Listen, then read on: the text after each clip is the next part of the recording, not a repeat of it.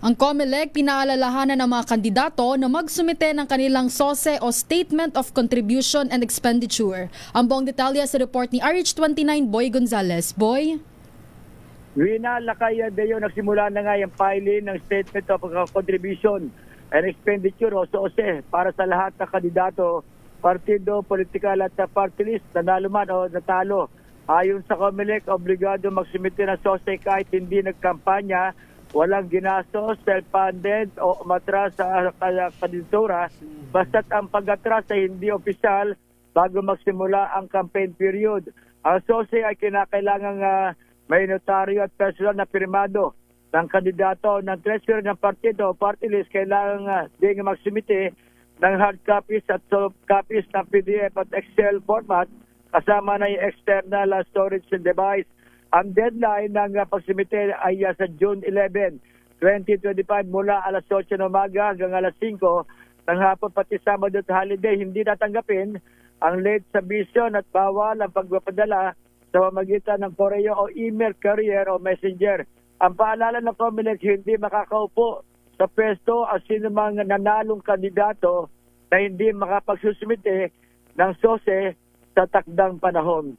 Ito si Boy Gonzales, sa Disa Region sa Pilipinas. Yes, Lakay. Yung idol mo, nag-blowout na ba si Yorme? Hindi pa, Lakay. Hindi ko pa nararamdaman. Hindi pa nagpaparamdaman. Kagabi, alas 8:50 na ng gabi, nang iproklama si Yorme at alas 9:05 ng gabi rin, magkasunod sila, ipinoklama mang nanalo. Elected na Vice Mayor ng Maynila si Chichi Atienza. Ayan, di mo naramdaman. Nag-blowout na rin sa BGC kagabi eh. Ay, iba yung mga pamilya. yung mga asungot na kayo, mga gedli-gedli lang yun. Kinover ko yung bandang alas hapon na, Lakay, ang dami, ang tagal bago matapos yung bilangan eh. Diyan sa City Board of Canvassers, inabot na ng gabi. Kaya minonitor ko na lamang itong proclamation ni Mayor-elect ang nagbabalik na si Yorme Isko Moreno Dumagoso Gonzales. Boy!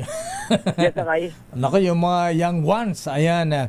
Yun daw bang ibibigay ni Mayor Hanila ko na pension na 1,000 per month, itutuloy ba ni Yorme?